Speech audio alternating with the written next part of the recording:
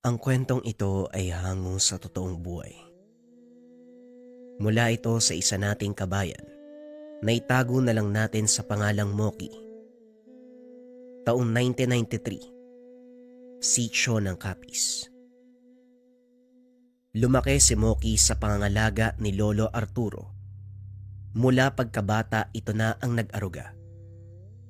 Marami itong ginagawa at ngayong nasa 8 gulang, hindi niya maiwasang questionin ang mga bagay-bagay. Kabilang na ang palaging pagpunta ng matanda sa gubat para kausapin ang elementong hindi nakikita. Kaibigan, nagdala ako ng ilang pagkain dito. Pagtiyagaan na lang ha. Wala akong pera para makabili ng masarap Wika ni Lolo Arturo. Inilapag nito ang dalang pagkain sa lupa. Pagkatapos ay nagsimulang kausapin ang tinatawag na kaibigan.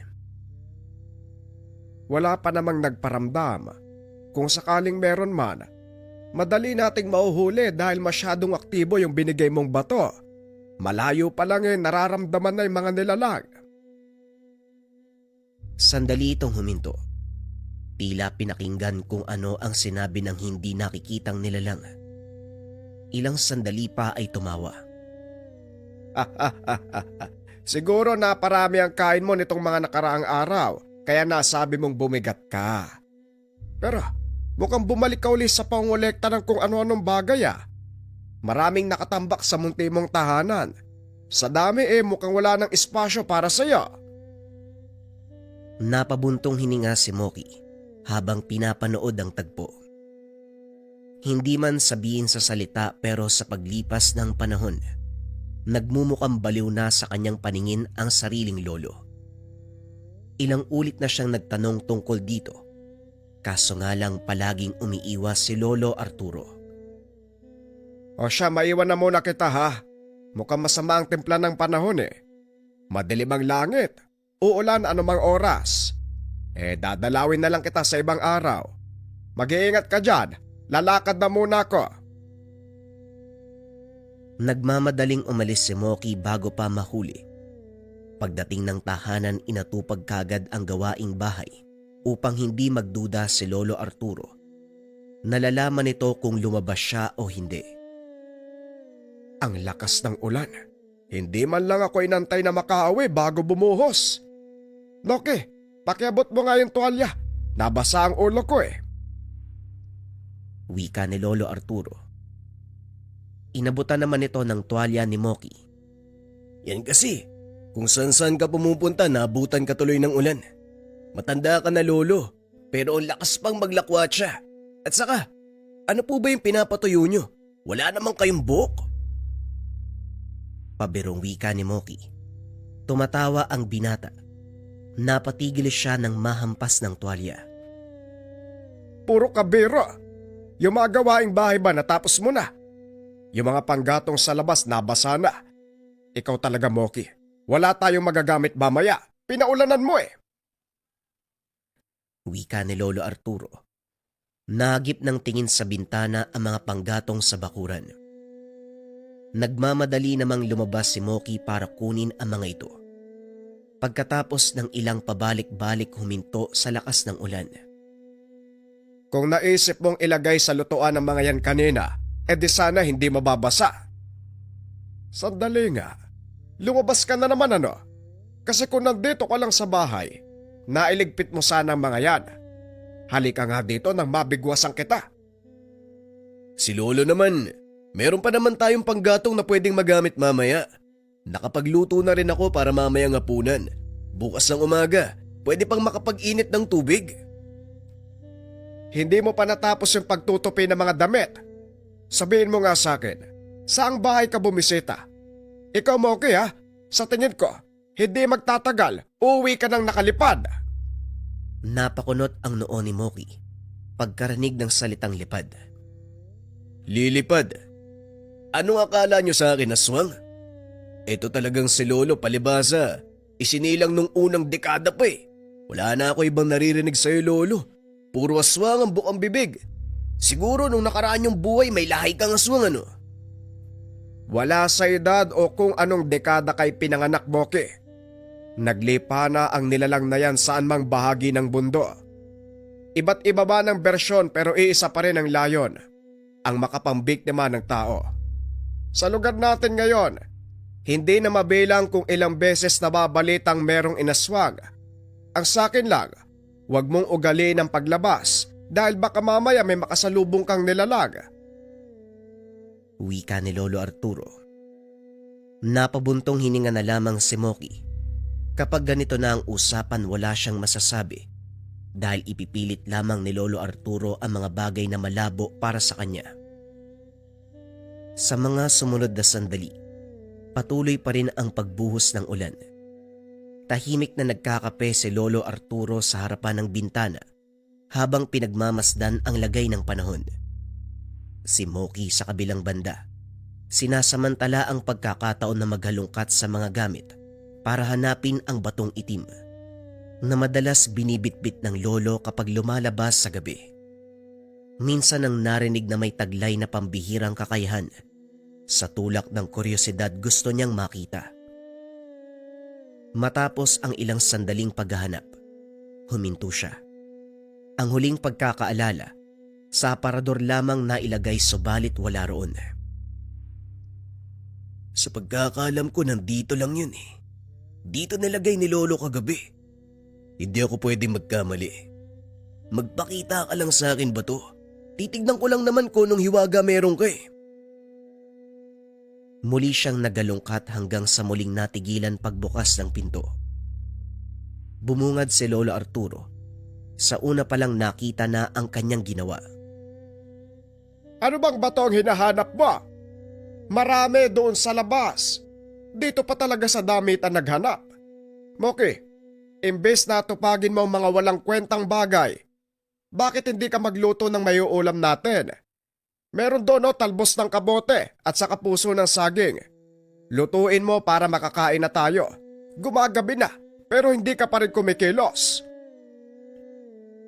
Wika ni Lolo Arturo habang inaayos ang mga nagulong damit. Lolo, umaming ka nga po. May tinatago kayo ano? Huwag mo nang ipagkaila. Ilang beses na kitang napansin na merong bitbit na bato. Tapos nagsasalita ka mag-isa na parang may kausap. Pumunta ka pa sa kagubatan ha. Nagdadala ng pagkain. Hindi ka naman siguro nababaliw ano?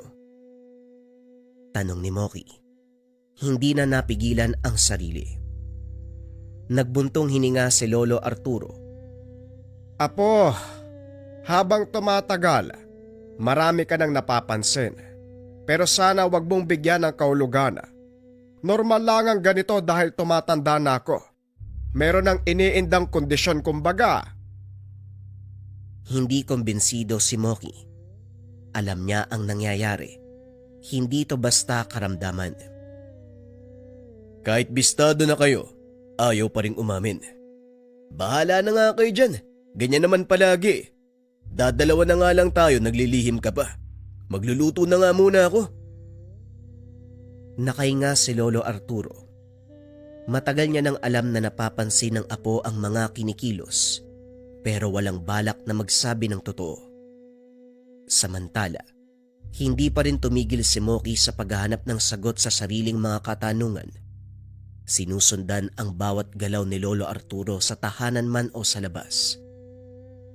Pagsapit ng gabi, lumabas silang dalawa nang marinig ang sigawan ng mga kapitbahay. May distansya pero sa lakas ng ingay, malinaw ang kaguluhan. Pagkarating doon, bumungad ang usapan tungkol sa aswang. May aswang nakita ako. Nakakatakot yung itsura eh. Diyan pa talaga sa bubong ng bahay ni Aling Norna. Grabe! Ano bang nangyayari dito? Parang asyong, gabi na pero mukhang nagkakagulo kayo. Ang lakas ng ingay umaabot sa bahay ko. Nako paring Arturo, merong aswang ngayon lang eh. Mabuti gising pa yung apo kong si Bakoy. Nakita niya, nakahingi kagad ng saklolo bago may mabiktima. Buntis kasi yung apo ni Aling Lorna, kaya lapitin ang nilalang. Wika namang ansyong. Kagad tinignan ni Lolo Arturo ang paligid. Nagbabaka sakaling mahabol ang aswang. Dumiretso siya sa likuran ng tahanan dahil kagubatan na roon. Naglakad-lakad kahit sobrang dilim. Walang buwan ng mga sandaling ito. Dumampot na lamang ng kahoy para magsilbing gabay. Hindi nagtagal napatigil nang mapansin ang presensya ng aswang. Alam kong nandyan ka lang sa paligid. Bakit hindi ka pa lumapit? Nararamdaman kong nagdadalawang isip ka. Pagkatapos mo manggambala doon sa kabahayan, duduwag-duwag ka ngayon.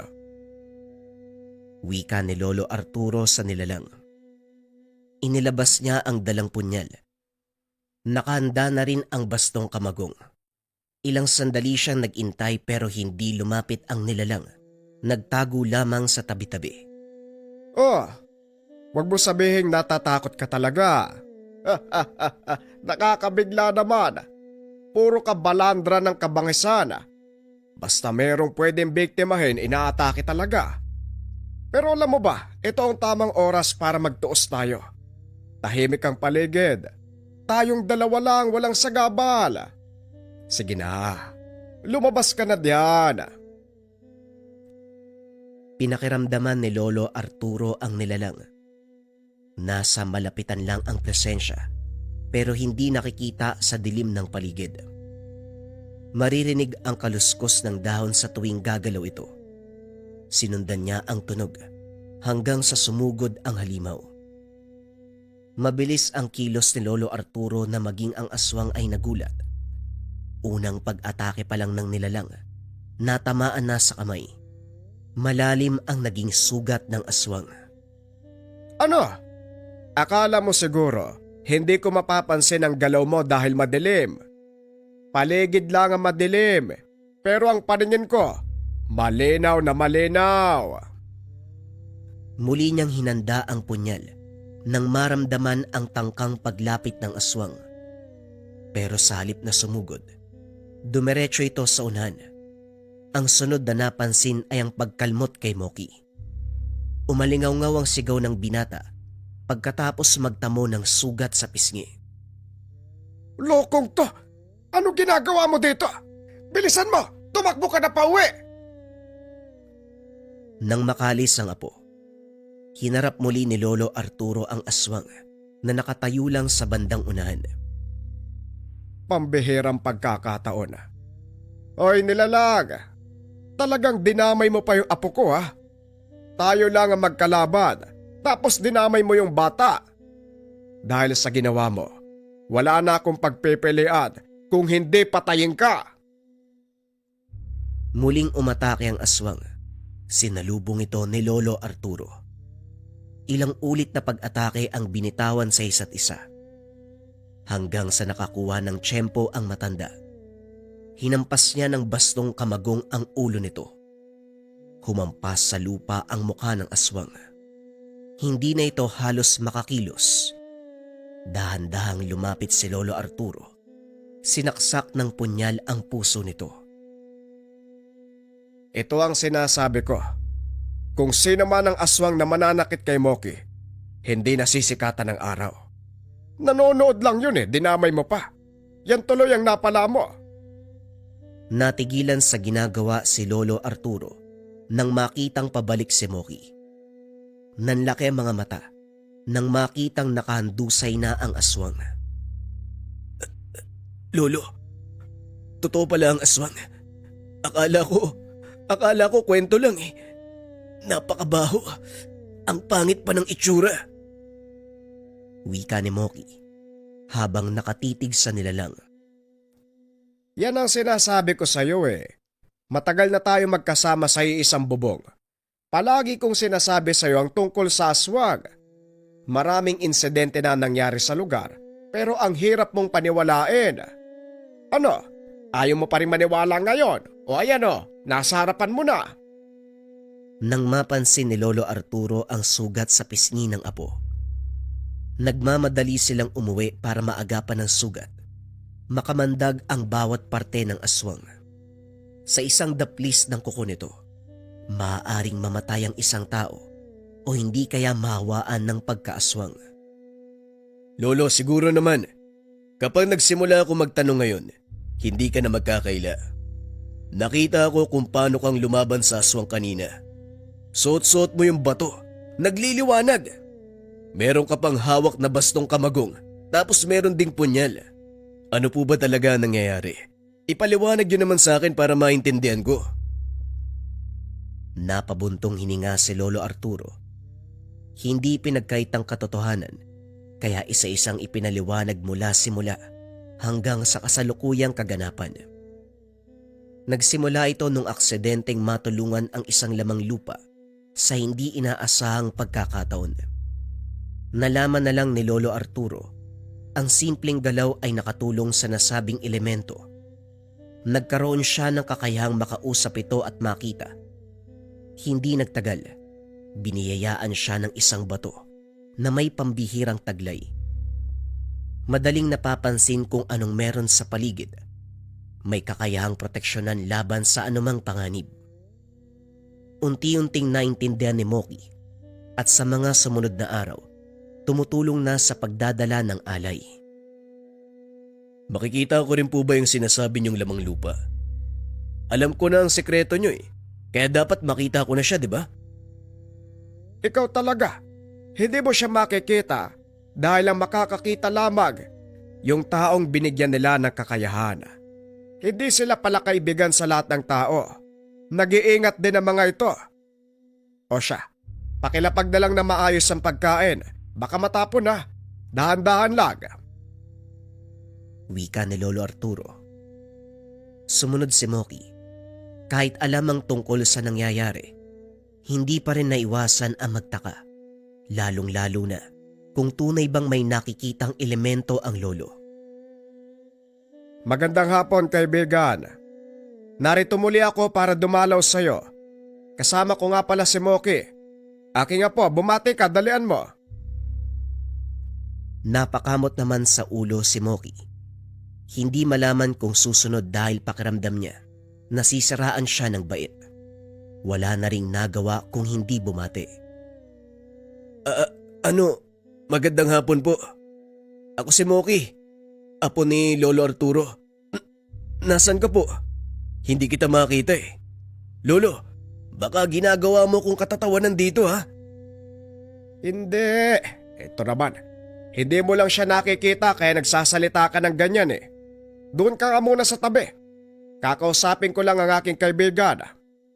O kumusta? Kanina ko pa talaga balak dumalaw kasi masyado nang basa ang lupa sa lakas ng ulan kahapon. Inantay ko matuyo ng kaunti. Nag-iingat lang baka madulas ako eh. Alam mo na, tumatanda. Huminto sa pagsasalita si Lolo Arturo.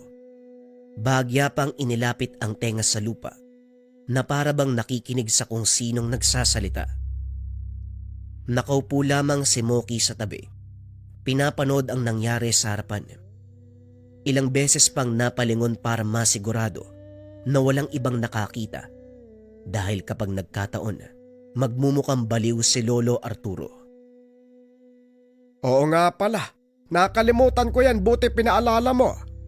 Nasugatan kasi si Moki sa inkwentro eh, kaya nabaling ang atensyon ko sa pag-aalala. Hindi ko na naasikaso yung aswang. Buhay pa ka mo? Sasalakay mamayang gabi. Walang problema yan. Papuntay mo sa tahanan, doon kami magtuos. Malaki ang galit ko dyan eh, dahil sa ginawa niya sa aking apo. Biruin mo, kami lang dapat ang maglaban. Pero nandamay pa talaga ng iba. Kamunti ka na nga yung kapitbahay namin eh. Pero kakaiba din yung aswang na yan ah. Binaon ko na yung punyal sa puso, nabuhay pa rin. Naalala ni Moki ang kinalabang aswang. Gulat na gulat siya. Nakaandusay na ito sa lupa, pero buhay pa rin ang nilalang. Pagkatapos makipag-usap ni Lolo Arturo sa elemento, pinunta nila ang lugar kung saan nangyari ang inkwentro. Nalaman na wala na doon ang nilalang, maging ang mga bakas. Kung hindi ka nanood kagabi, tapos na sana yung laban. Ay nako, pero hindi bale na. Sabi ng kaibigan ko, posibleng lumitaw uli yung aswang.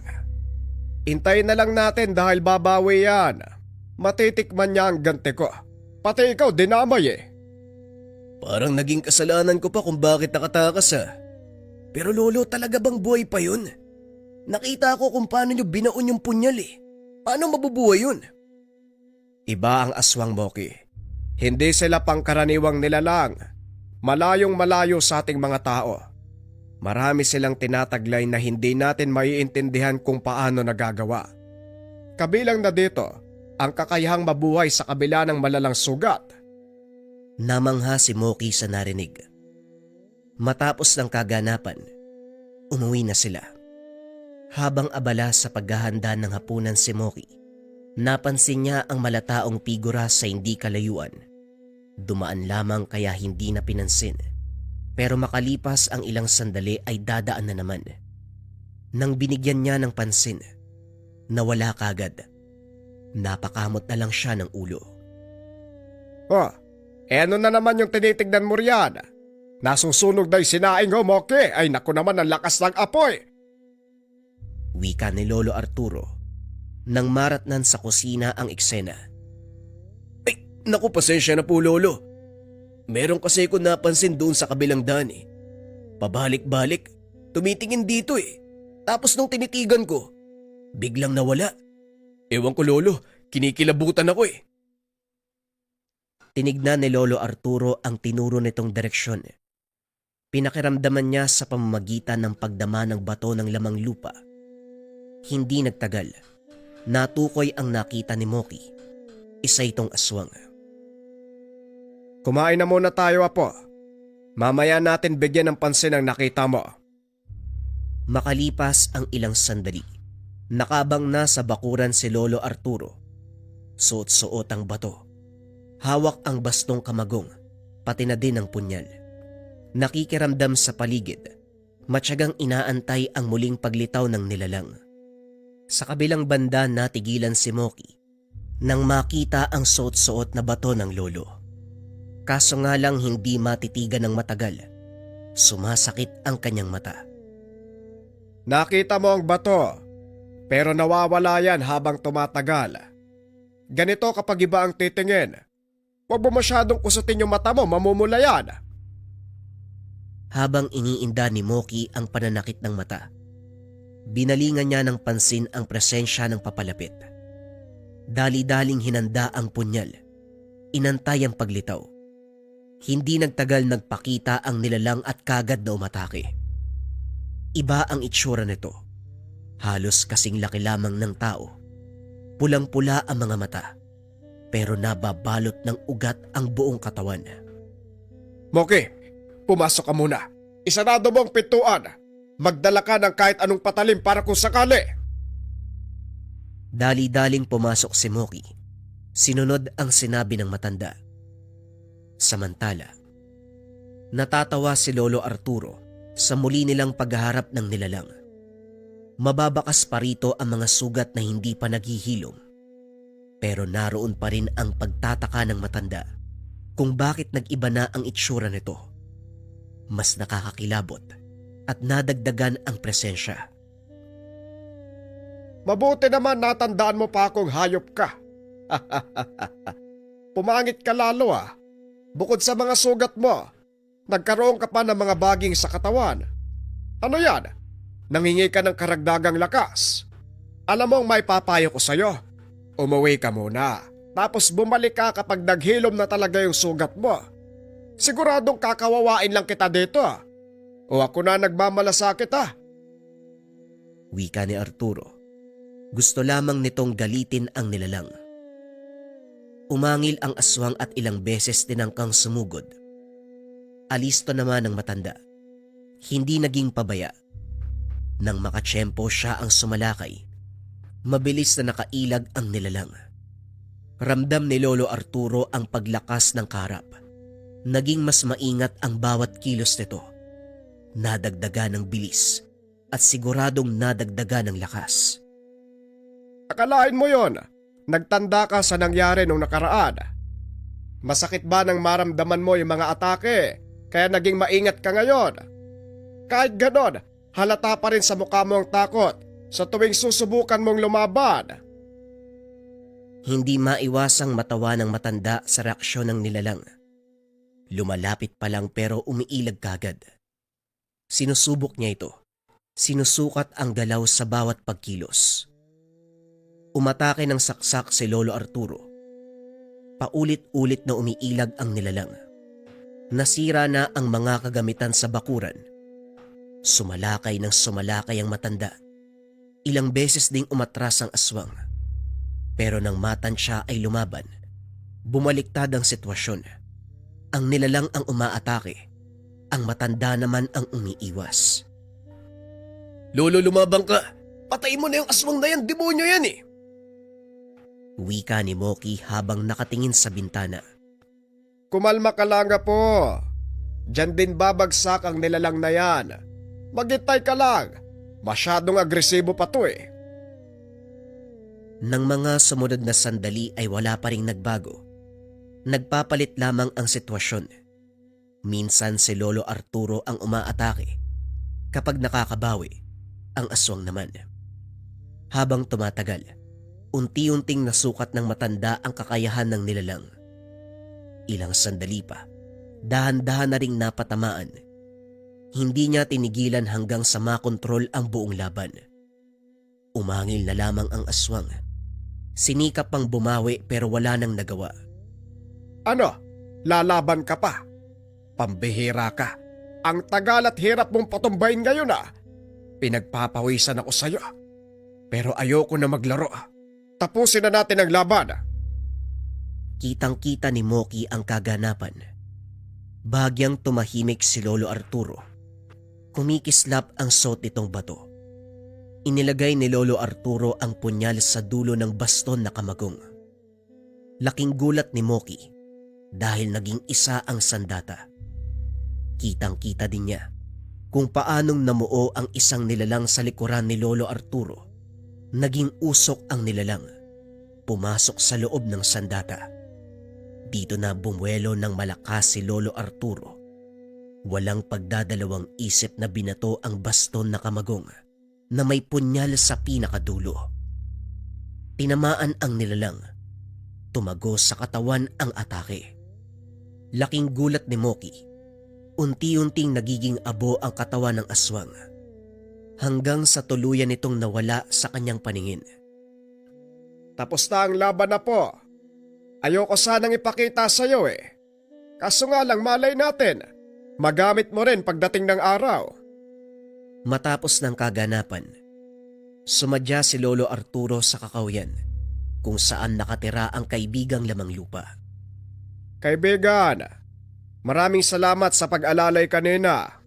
Eto pala, nagdala ko ng paborito mong pagkain. Iiwan ko na lang dito ha. Muli maraming salamat sa'yo.